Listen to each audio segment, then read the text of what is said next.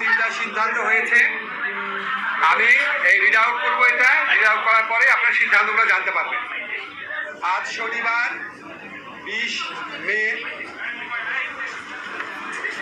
2000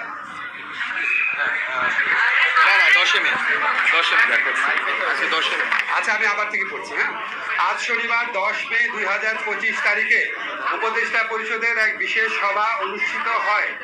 সভায় আন্তর্জাতিক অপরাধ ট্রাইব্যুনাল আইনের সংশোধনী অনুমোদিত হয়েছে। সংশোধনী অনুযায়ী আন্তর্জাতিক অপরাধ ট্রাইব্যুনাল কোনো রাজনৈতিক দল, তার অঙ্গ সংগঠন বা সমর্থক গোষ্ঠীকে শাস্তি দিতে পারবে।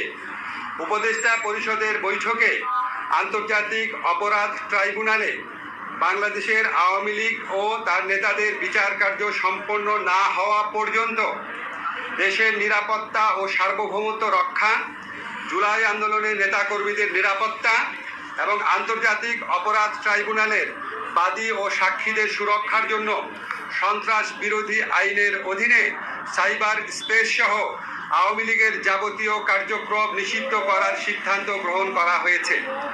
এ বিষয়ে প্রয়োজনীয় পরিপত্র পরবর্তী কর্মদিবসে জারি করা হবে।